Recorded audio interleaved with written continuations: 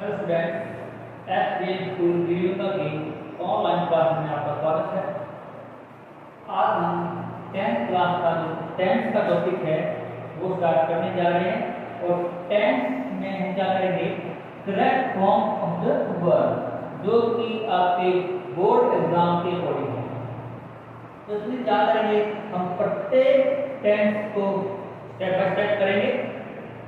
तो इसी कड़ी में सबसे पहले हम कर रहे हैं प्रेजेंट टेंस, और प्रेजेंट टेंस क्या करेंगे, प्रेजेंट इंडेफिनिट। इसमें क्या करना, आपको प्रत्येक टेंस जो स्ट्रक्चर है वो आपको पता होना चाहिए, और उसके साथ प्रत्येक टेंस में आपको कोई पहचान दे रखी होगी या कोई एरो दे रखी होगी, जिसके बेस पे हम बता सकते हैं जो सेंटेंस मिलेगा हमें वो कौन से टेंस का है। तो सबसे पहले हम कर रहे हैं प्रेजेंट इंडेफिनिट टेंस, और इसमें इसका स्ट्रक्चर है वो देखो। सबसे पहले इसमें क्या आता है, सब्जेक्ट, सब्जेक्ट के बाद वर्ब की फर्स्ट फॉर्म और ब्रैकेट में एस या एस, और इसके बाद क्या आता है, ऑब्जेक्ट। अब देखो ये जो एस या एस है इसको मैंने ब्रैकेट में क्यों लिखा है। ब्रैकेट लिखने का क्या कारण ये है कि यदि आपको उसकी जरूरत पड़े तो आप उसको यूज कर लो, अगर जरूरत नहीं है तो हम एस या एस का यूज नहीं करेंगे। ये हमें पता कैसे लगेगा, ये है बताएगा कि सब्जेक्ट, तो सब्जेक्ट आपका, ध्यान दें कि सब्जेक्ट आपका यदि थर्ड पर्सन सिंगुलर हो, इस सब्जेक्ट आपका यदि थर्ड पर्सन सिंगुलर है तो उसके साथ जो वर्ब आ रही है उस वर्ब के साथ आप एस या एस लगाओगे। एक बार फिर देखो कि जो सब्जेक्ट आपको दे रखा है वो सब्जेक्ट यदि थर्ड पर्सन सिंगुलर हो तो उससे जो वर्ब आ रही है उस वर्ब के साथ आप एस या एस लगाओगे। अब एस लगाएं या एस लगाएं, ये जो आपका सिस्टम है नंबर सिस्टम, एक को बहुवचन बोलते हैं, वो नंबर सिस्टम यहाँ पे अप्लाई होगा। ध्यान रखें कि सब्जेक्ट आपका एक तो थर्ड पर्सन हो और उसके साथ साथ वह सिंगुलर भी होना चाहिए। नेक्स्ट देखो, यदि सब्जेक्ट आपका थर्ड पर्सन सिंगुलर नहीं है, मतलब अदरवाइज है, कहने का मतलब है सब्जेक्ट आपका थर्ड पर्सन सिंगुलर नहीं है तो उस सब्जेक्ट के साथ आप वर्ब की फर्स्ट फॉर्म भी लगाओगे। अब आपको ये बच्चों को पता होना चाहिए थर्ड पर्सन कौन सा होता है। थोड़ा देखते हैं एक बार, देखो कि पर्सन तीन होते हैं, एक होता है फर्स्ट पर्सन, एक होता है सेकंड पर्सन और एक थर्ड पर्सन। अब देखो फर्स्ट पर्सन कौन होता है, फर्स्ट पर्सन तो वक्ता, बोलने वाला, इसमें हमेशा आई और बी, आई और बी आता है। सेकंड पर्सन कौन होता है, तो ये बोल रहा है, वक्ता बोलने वाला, सेकंड पर्सन होगा ऑडियंस, श्रोता सुनने वाला, इसमें हमेशा कौन होता है, यू। अब बात करें थर्ड पर्सन की, तो ये बोल रहा है और ये सुन रहा है, ये बोल रहा है, ये सुन रहा है, ये दोनों जिस बारे में बात करेंगे, ये दोनों जिस बारे में बात करेंगे वो होगा आपका थर्ड पर्सन। तो इसमें क्या आता है, ही, शी, इट, दे, और किसी का भी नेम आ जाए वो क्या होगा, थर्ड पर्सन। अब इस चीज को यहाँ देखो एक बार, जो सब्जेक्ट आपका है वो दोनों कंडीशन को पूरा करना चाहिए। देखो एक तो वो क्या हो, थर्ड पर्सन हो, मतलब ये वाला, ठीक है, और उसके साथ साथ वो थर्ड पर्सन आपका सिंगुलर भी होना चाहिए। कहने का मतलब है ये जो दे है ये इसमें नहीं आएगा, क्यों, हालांकि ये जो दे है थर्ड पर्सन तो है, ये थर्ड पर्सन तो है, बट लेकिन ये क्या नहीं है, सिंगुलर नहीं है, इस बात पर ध्यान रखना। हाँ तो नेम है, नेम क्या होता है, थर्ड पर्सन होता है, थर्ड पर्सन भी है, सिंगुलर भी आएगा। ये ध्यान रखना, अगर दो नेम आ जाए जैसे राम एंड श्याम, हालांकि नेम थर्ड पर्सन तो बनेगा यहाँ पे, लेकिन दो नेम आ गया तो एक से ज्यादा हो गए तो उसमें बनेगा प्लूरल, तो वो इसमें नहीं अप्लाई होगा। तो इस बात का ध्यान रखना कि वर्ब की फर्स्ट फॉर्म में एस या एस आप कहाँ लगाओगे, जो सब्जेक्ट आपको दे रखा है वो सब्जेक्ट थर्ड पर्सन सिंगुलर होना चाहिए। इसके अलावा जो भी आए, मतलब जो सब्जेक्ट इन दोनों कंडीशन को पूरा नहीं करता हो वो इसमें लेंगे, अदरवाइज में तो वहां हम क्या लेंगे, वर्ब की फर्स्ट फॉर्म। अब देखो नेक्स्ट अपने कर रहे हैं कि इस सेंटेंस को पहचानने के लिए उसकी जो एडवर्ब्स क्या है वो देखते हैं। प्रत्येक टेंस की आपको कोई ना कोई पहचान दे रखी होगी या जो कुछ एडवर्ब्स हैं वो दे रखी होगी। उस एडवर्ब्स के थ्रू ही हम पता लगाएंगे कि जो सेंटेंस दे रखा है वो कौन से टेंस में है। तो प्रेजेंट इंडेफिनिट टेंस की जो एडवर्ब्स है वो देखो, इसमें आता है sir often, usually, regularly, frequently, always,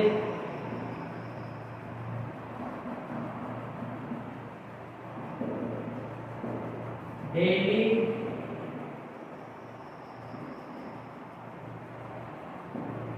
generally। इसके अलावा seldom,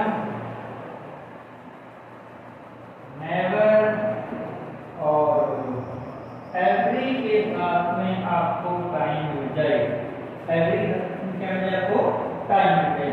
जैसे हमें देखा है डे या मंथ या ईयर, वीक,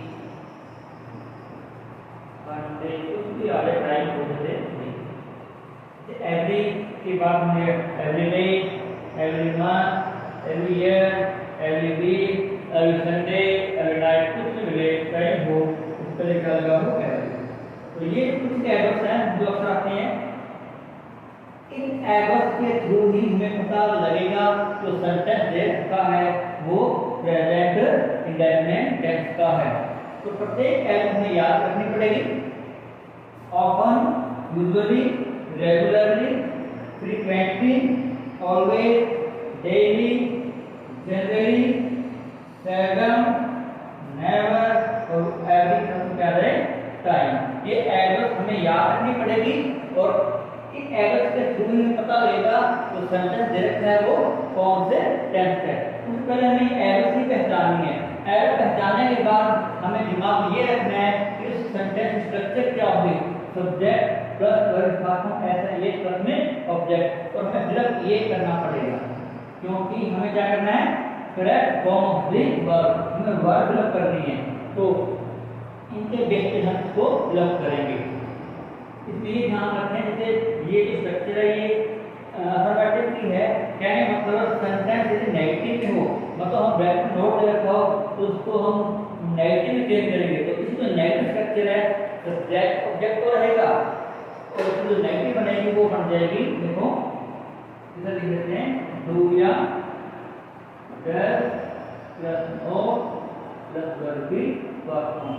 अगर नेगेटिव में हमें चेंज करना हो स्ट्रक्चर को तो जो नेगेटिव स्ट्रक्चर हो ये बनेगी डू या does plus note plus verb की फॉर्म। अब ये सेंटेंस पे डिपेंड करता है कि हमें जो स्ट्रक्चर बनानी है, सेंटेंस फिलअप करना है वो अफर्मेटिव का है या नेगेटिव का। कहने मतलब है अगर हमें नोट दे रखा हो ब्रैकेट में तो नेगेटिव बनाएंगे, अगर नोट नहीं दे रखा है तो नेगेटिव नहीं बनाएंगे, ये बनाएंगे। अब हम कुछ एग्जांपल्स करते हैं जिसके थ्रू आपको इजीली समझ में आ जाए। अब देखो हम इससे कुछ एग्जांपल कर रहे हैं। देखो he always the truth speak.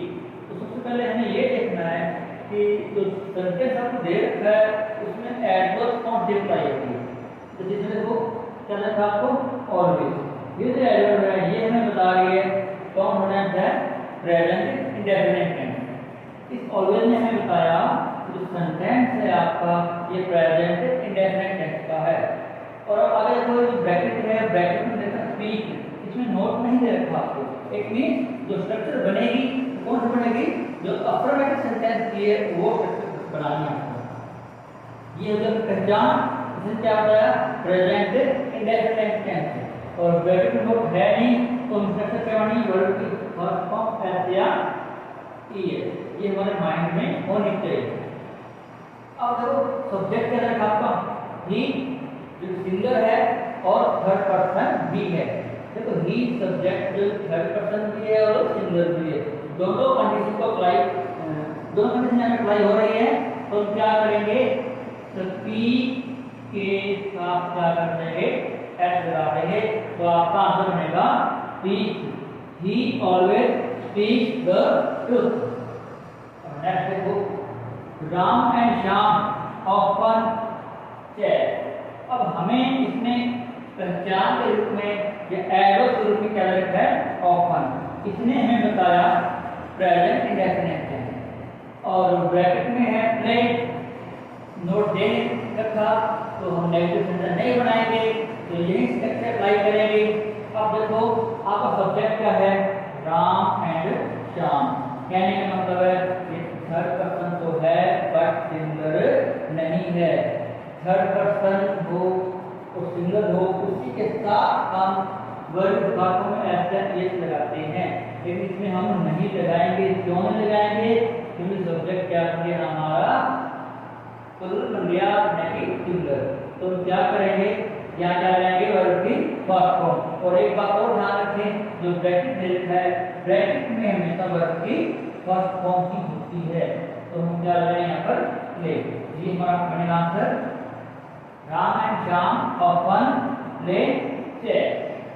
अब नेक्स्ट देखो she went to temple every evening। अब इसमें हमें क्या लिखा है एवरी के साथ में क्या दीजिए आपको टाइम दे दे, टाइम दे दे एवरी प्लस में टाइम। सब्जेक्ट क्या है आपका शी, सिंगुलर है और सेंटेंस नेगेटिव नहीं है आपका, तो क्या करेंगे वर्ब वाक्य में एस या ई।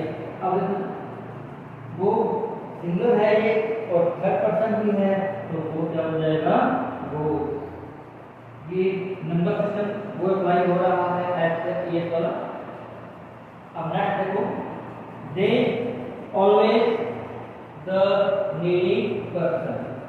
अब मैं पहचान के रूप में क्या लेते गए हैं ऑलवेज, ये बता रहा है प्रेजेंट इंडेफिनिट टेंस। और नोट नहीं इसमें भी सब्जेक्ट क्या आपका दे।